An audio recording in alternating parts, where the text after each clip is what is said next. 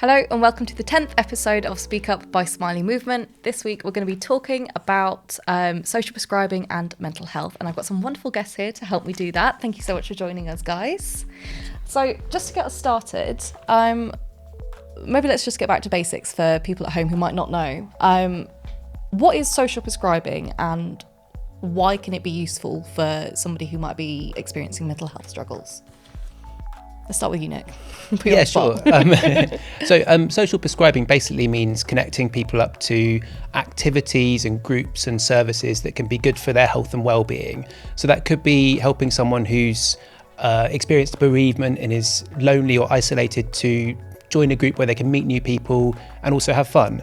Or it could be supporting someone with problems around housing or debt that are really affecting their mental health. And trying to get some practical support for those things, or helping someone with dementia to join a dementia choir, because we know that music is really good for memory and brain health, and it also means they can sort of meet other people, do something social, and it can be a real lifeline for carers as well. So basically it's a way of connecting people to non-medical activities and services that can support health and well-being. So there's a lot of variety within social prescribing and the things you can do, I guess. And Alex, you have something quite specific within the realms of social prescribing that you guys do, as shown on your nice T-shirt that you've worn. Thank you.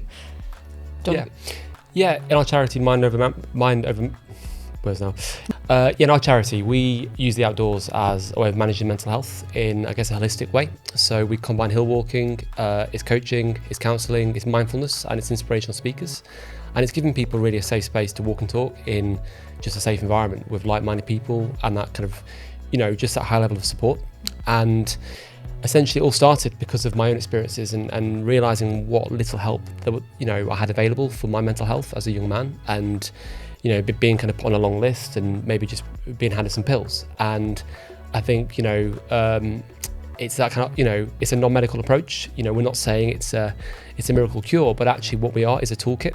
And I personally believe that it is something that we need to build as a habit. It's about a lifestyle, it's our communities, and and also it's being able to provide something for people that they can use in addition to obviously mental health support. And I think it fills a gap in what is a huge demand for mental health services. And I think in combination with that approach can really give an early intervention for people and actually improve the outcomes. And I think as a combination is really powerful. Brilliant. And Gay, you sort of bridge that gap a little bit, don't you, in your work? Could you talk a little bit about what you do? Yeah, sure. So I'm a social prescriber link worker. So I'm one of the workforces been in since 2019. So we sit within the GP practices, and it's supporting, as everyone has said, about the non-medical side of things. But what I find really important about the work that we do is helping people get back to health and well-being. A lot of times everything's very medicalised, everything's mental focused or medical focused, and thinking a tablet or therapy can do, where actually being happy can mean different things to different people. So being outside, walking, being with friends, family and community can really do that. And I think for me it's just about redressing and putting that balance back.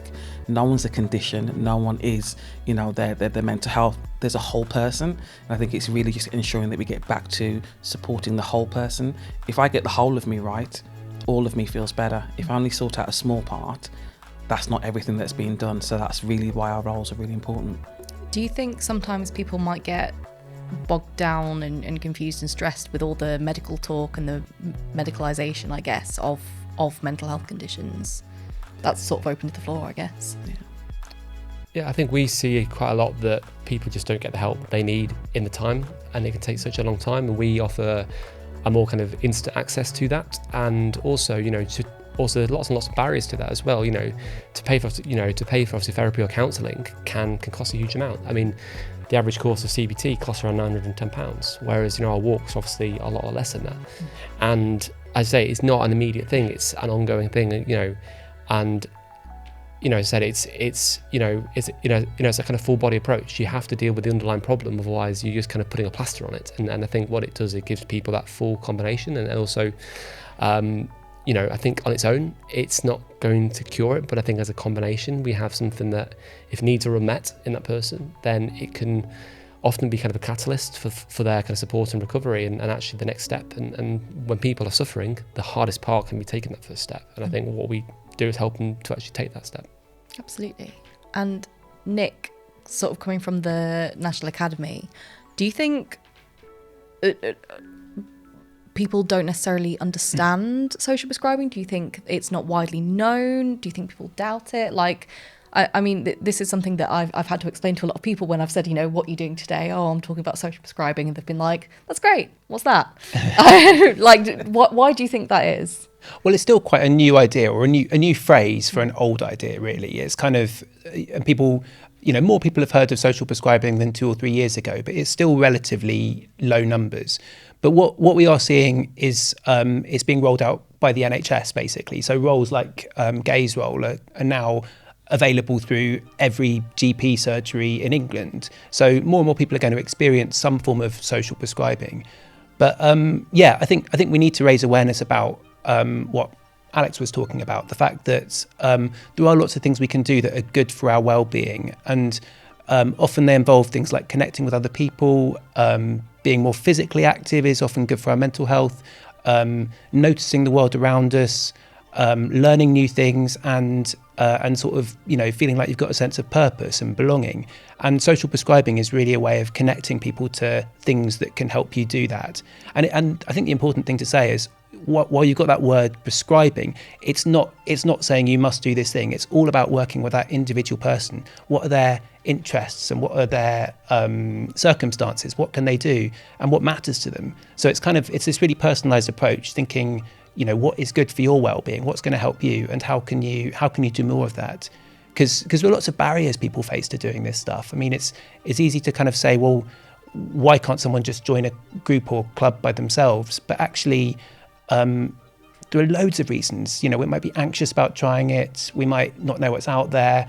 There might be, you might not be able to afford the bus fare to get to something. All sorts of different reasons. So it's about thinking, well, what are those barriers to having better mental health, and what can we do to support people to overcome those? Absolutely. And what sort of evidence is there for this as a treatment, I guess? There's good evidence. So there's good evidence for the kind of link worker role and that sort of process, but also for creativity and mental health, for example. There are literally thousands of studies out there showing that arts and creativity can be positive for mental health. And I mean, thinking of your work, Alex, there was recently a programme that was called the Green Social Prescribing Programme, which is still ongoing, actually, which is all about connecting people with anxiety or depression, usually, to things like gardening groups or outdoor therapy or conservation groups, but kind of some sort of supportive environment outside. And actually the outcomes from that programme were really good, compared to other mental health interventions. It sort of really worked for people. And that was for different reasons. Like, it's partly the social side, physical activity, feeling like you're doing something that is making a difference in your community, but also just being outside and, sort of being in nature, I think is really positive for lots of people. Yeah, absolutely. Yeah, I think just in our work alone, and we are just one small, we're just a small organisation. We've only been a charity for 4 years, and there's lots of green social prescribers out there who are doing lots of different things and really good work. But just in our work alone, I mean, our survey for all our participants last year, because we do day walks at like a 2 or 3 day event, just in the mountains all over England and Wales. 91% of our participants said that they felt an improved sense of health and mental health, just after being actually part of our events. And that alone, if that prevents them, getting so far down that they kind of get into, just that, their health actually reaches kind of a really kind of dark point, then that for us is a really kind of positive evidence. And there's a lot more, I think there is a lot more, there's a lot more kind of work into this at the moment as well, a lot more research as well. Absolutely. Gay, is that something you've seen from your sort of like, I guess you're sort of in the middle of it, aren't you, in the thick of it? Yeah. I think for me, mental health is really understanding it's a spectrum. It kind of goes from life's hard, I'm facing all these situations, I don't know who to go to, and what tends to happen is we become really isolated because we don't know who to speak to, and therefore we kind of turn on ourselves. So it's kind of from that experience to the further, where there's other things that are impacting life experiences and traumas that can make it really significant. But it's really about how do we support. Sometimes people find it's a taboo to still talk about mental health. For some cultures and some communities, you can't mention the word mental health because it's got a very negative stigma. So really what it's about is ensuring people can understand that, as I said before, your mental health is just as important as your physical health. If I'm not mentally well, I cannot manage my own physical health, or I can't be the best person that I can be. So we really try and support and help people take that first step, which is having the first conversation. You know, what's happened? Why has this happened to you? And not necessarily looking at it from the negative perspective, but how can we help them see it from a different viewpoint? Sometimes if we're within ourselves, we can only see things from ourselves and our viewpoint, which can be quite negative. So having someone to talk to kind of say, this is my fear, this is my worry, and kind of say, that's perfectly okay. Let's have a look. What else can we do? So again, we've talked about, you know, going outside into the mountains. I love walking. So for me, that'd be a beautiful way to do it. For other people, it's going into a choir or talking to other people or actually dealing with the issue. So for some people, it's experiencing housing issues or benefit issues. Let's try and resolve what's the root of the problem and then help them kind of see that there is other ways of managing and coping with life. Also, mental health affects a lot of people with long-term conditions who may be diabetic or have back problems or various situations. So the condition they're living with is also affecting their mental health. So we're saying, how can you live different? And it's about how can we support you? It may be just for 1 hour a week, which doesn't sound like a lot, but for some people that can make the huge amount of difference. And as we said before, it's about connecting with people. Nothing feels better than when you realise you can sit and talk with someone and realise you've got a lot of things in common. So that takes away the shame and taboo of talking about I'm the only person who's experiencing it. And you then feel like, wow, someone else understands how I feel. And then all of a sudden you've got to build in a community and a network within itself can make you feel amazing. There is a previous company that said it's good to talk. And there is a power in talking. But sometimes it's just sitting still or drawing. So whatever it is, it's really about being that link. How can I, sometimes it is talking to the services that are available and kind of say, okay, what's the waiting times? And we do realise medically, you know, there are ways that therapies are helping. However, what can we do while we're waiting? You know, if there's a very long waiting list, can we really sit there? Absolutely not. How can we then support someone and say, okay, that's the waiting list. Let's look at activities. Sometimes we'll go with the person for the first time. So sometimes it's that very first step, the anxiety that goes with it. So it's really about supporting wherever a person is at and getting them to the other side where they can actually look back and say, wow, never thought this could actually help me, but the life is so much different. So I guess you develop quite like a personal relationship with some of the people you work with as a link worker. Absolutely. And that's probably why I love the job as much as I do, to be fair. There is nothing, it's sometimes really hard when they come in and they start to share their story and you listen to them and hear the problems that they've been through, what they've experienced, where they've tried to get help before. Many people come and tell us they feel helpless and hopeless. And sometimes that's quite weight to carry, thinking someone feels helpless, but they feel that hopefully, you know, our teams can actually do something for them. But there's nothing greater than walking with that person through that journey, spending that time with the person. And this is where our roles really kind of come into play, spending time with the person, getting to know them, not what the doctors told me is wrong with them, but get to know the person and really walk with them. And there's nothing greater than when you get the email that says, thank you, this has now been resolved, or you get the message, this is now, you know, this has happened and now I'm doing this, now I've made new friends. We've got others who've gone from not being able to leave their house to now volunteering in organisations. So it's nothing greater to hear from where it starts to the other side where there's happiness and joy, which is really what makes the job worthwhile. And so I guess both of you have seen quite a nice, Alex and Gay, you both get to see like the positive kind of like end of the coming out of the darkness for a lot of people, which must be lovely. Yeah, I mean, on our events, we've had quite a few people brought to us, you know, obviously by organisations and social prescribers, and GPs have actually now, you know, I've actually referred people to us, which for me has always been the dream. I would love people to, rather than, you know, just being handed pills or put on a list, which may not be the best thing for them all the time, to have an early intervention. And actually sometimes it's just unmet, you know, it's unmet needs that people just need to feel a sense of, you know, purpose and community, as you said, Nick, as well. And often though, the hardest part is getting them there. When they get there, they have all the support they need, but as you know, there's lots of barriers, whether it's cost, it's transport, it's kits, you know, especially for walking in the outdoors. But actually just having that person there to, you know, I guess almost hold their hand and get them there. And also, you know, they understand their needs more than us, can help us just help to take the first step. And then once they do that, they come off the hill, and often they're just buzzing. They have that confidence they've never had, and then they want to do more and more and more. So I see that role is so important, because we get people who sign up who maybe are more, you know, are more able to do that. But some people need that person to help them get there, and actually say, actually, this might help you. And we kind of realise we need to do more of that, because that's how we're going to help people who actually need it most. Nick, sort of coming from your point of view, you're very much, I guess, in my head, you're like the beginning, you're sort of the middle, and you're like the end point almost.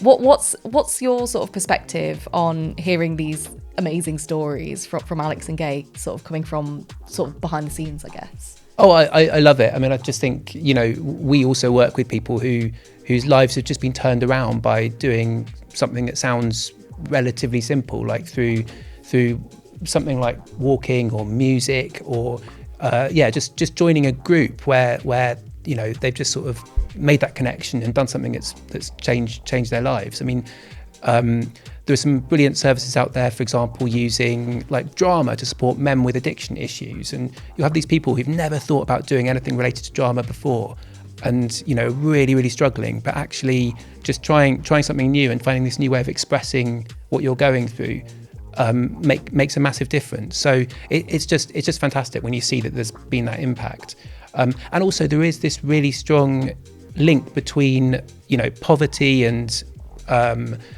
inequality and worse mental health. So actually, as Gay said, like, how can we do more to support people with those complex things that are going to affect their mental health?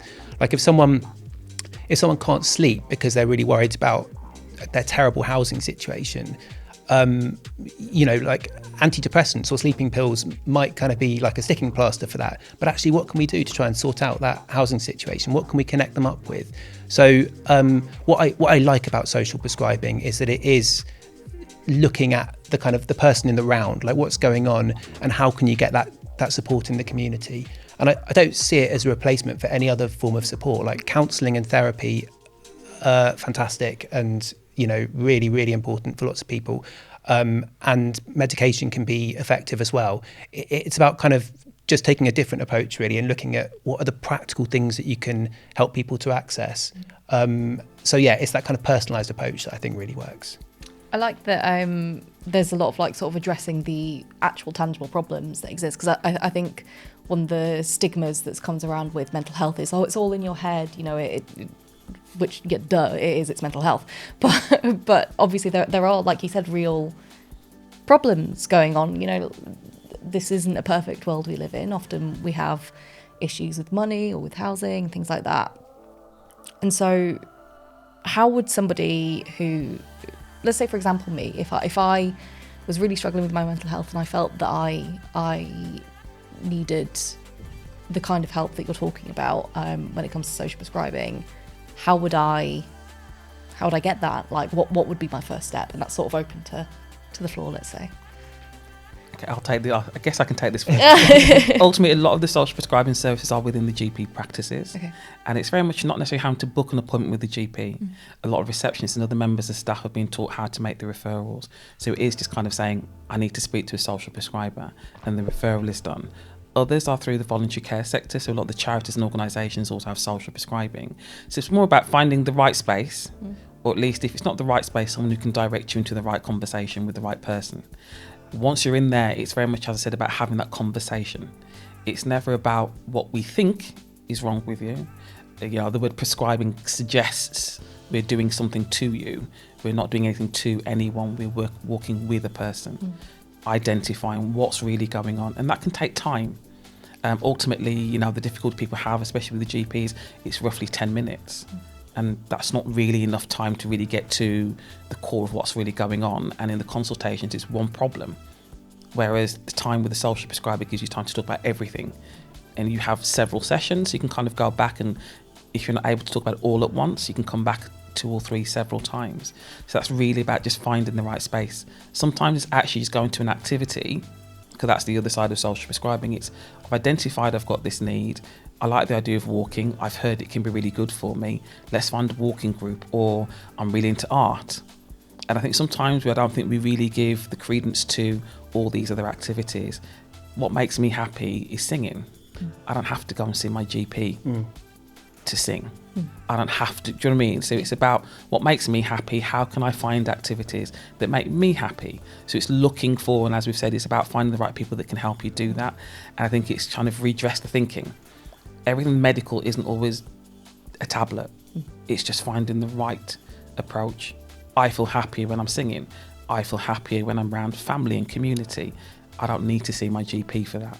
Do you know what I mean? So it's really about ensuring that we can get the right information, the right conversations. A lot of clinicians, and I think, you know, sometimes the clinicians get a bit of a bad rap. A lot of clinicians actually want to help people. But a lot of the times the difficulty is they just don't know what's out there. And this is where our roles, again, are really important, about understanding what's out there, what can do, what it can do, where is it. And clinicians are feeling more confident if they don't know the answer. Oh, I've got a social prescriber who can help you. So it's just really about ensuring the right person at the right time, having that right conversation with you, and returning if you have to. That's the beautiful thing I love about social prescribing. You can be referred or come back as many times as is necessary. If something doesn't work, it doesn't work.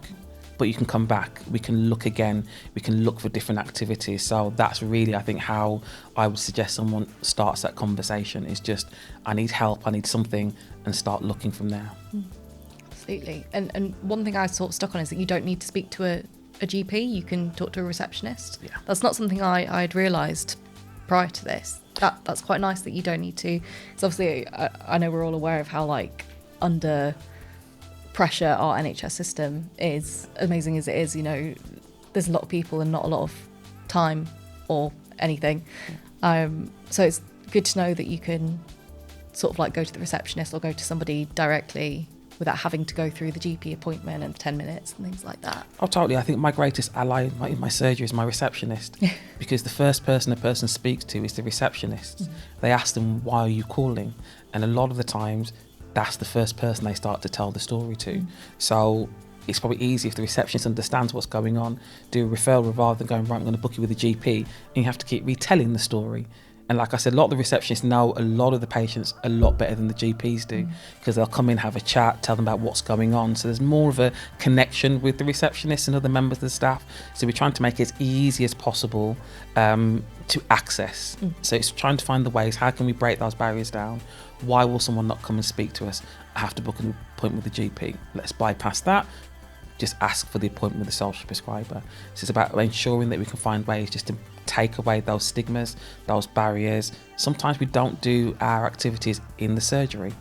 Again, for a lot of people, I mean, people have always said, why would you go to your surgery if you've got a housing problem? It doesn't kind of make sense initially. I was like, for me, it makes perfect sense. Because ultimately, organisations will come and go, but the surgery is the one building that never moves. There's always a doctor's surgery there. The GPs will change, but that doctor's surgery remains. So when someone's in a crisis, they're looking for stability. The GP surgery is a space of stability.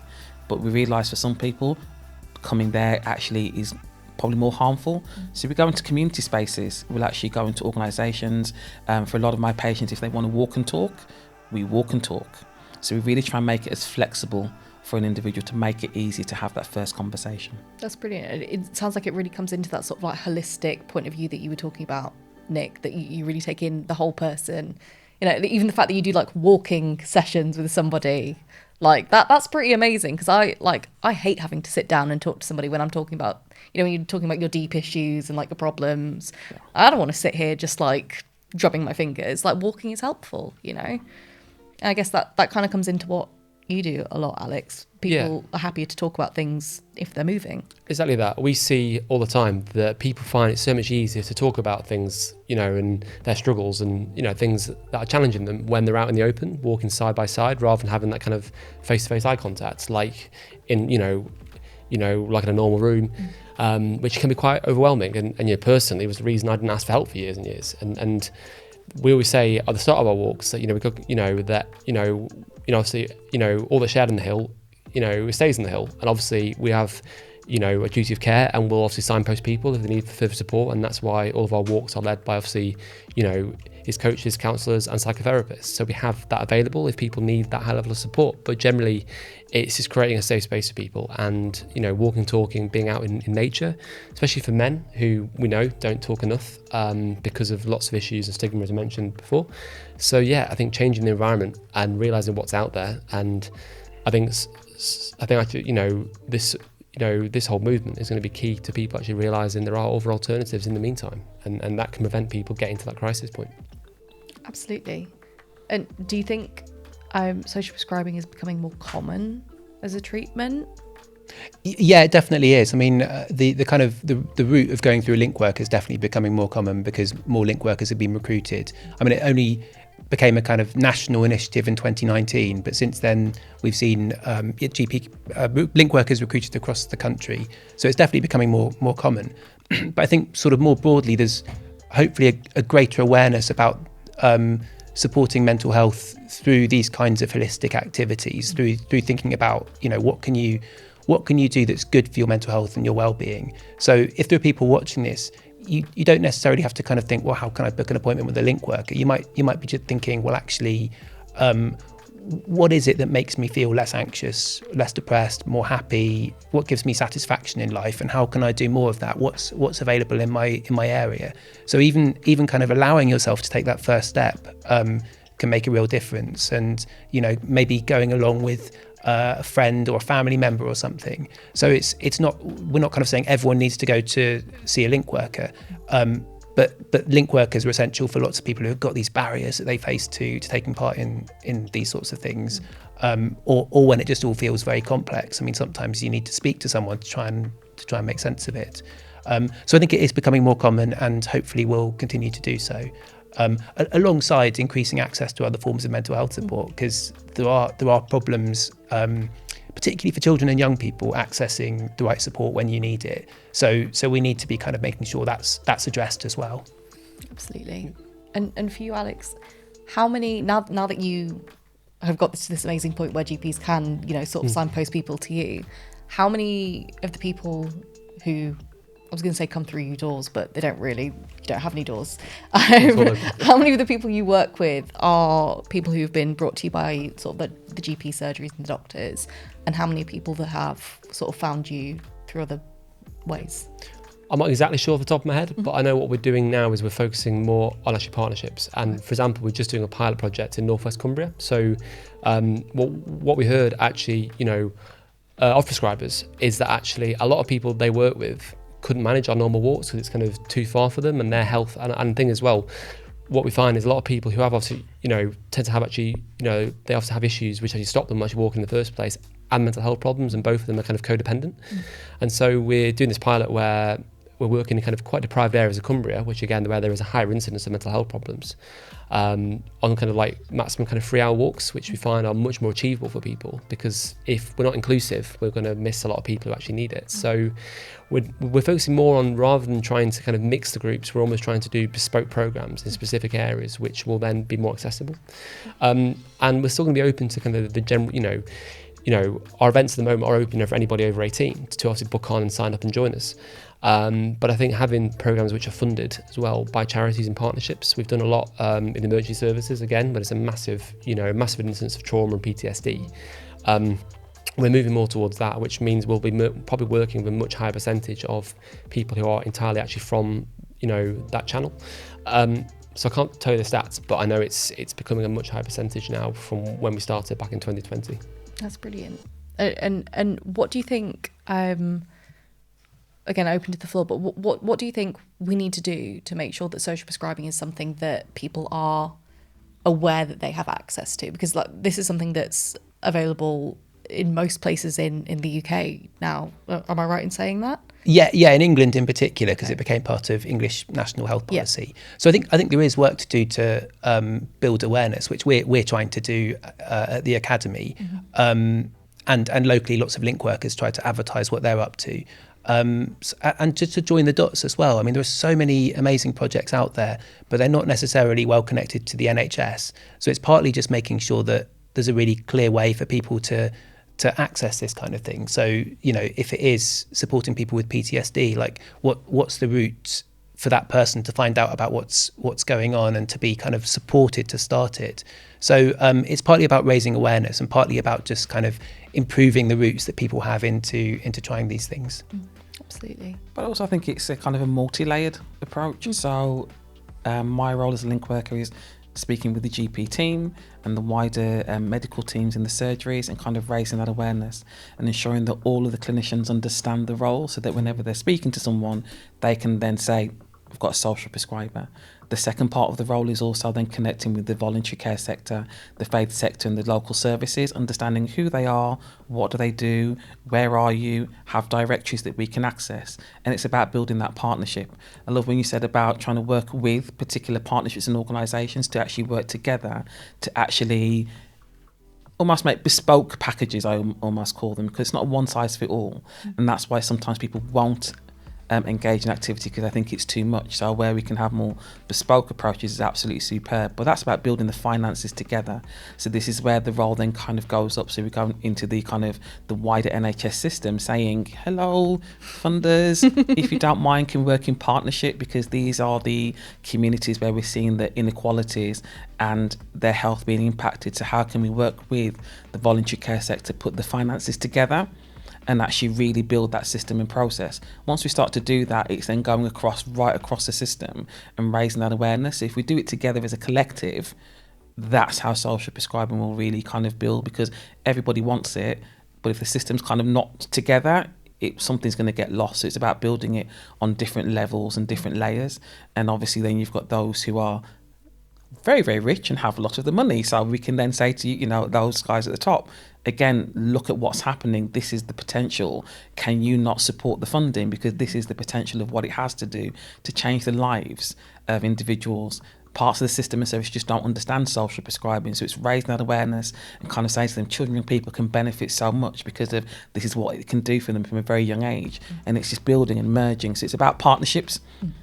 Can't do it on my own, can't do it in isolation. So it's all of part of a system actually doing something. And that's what community is about anyway. I can't survive on my own. I need Nick, I need everyone in a space to be able to help me. So it's bringing everyone together to really get social prescribing to move. Absolutely. And I guess what I'm hearing a lot is that it's part of like a wider healthcare plan for you individually, that like, you know, maybe for one person social prescribing is like a one-hit wonder and like it's perfect and it, you know, it's fine. Maybe for some person they need it alongside therapy, or they need it alongside an antidepressant or combination, or one season of their life and something else in another. But you don't have to sort of like try social prescribing and then if it doesn't work straight away, they're just kind of like, oh well, you tried it, you know, your 6 weeks are up, as they often say when you do the NHS therapy. Like there isn't a time limit, there isn't anything like that. Absolutely not. Life happens, and ultimately that's the whole idea. That's the beautiful thing about social prescribing. We support at any time that life happens. When it changes, you just come straight back in and we have that conversation. What's changed, what's happened? For some people, they've tried an activity and they just don't like it. That's fair. But because generally what's probably happened is they've tried so many times, different ways, and it's not worked, they've almost given up. And this is where we're saying you don't have to give up, we can try something different. That's why we do a lot of the first visits with a person, to really help them. Is it the environment, are there too many people, to understand. So that's the beautiful thing about social prescribing, it's lifelong.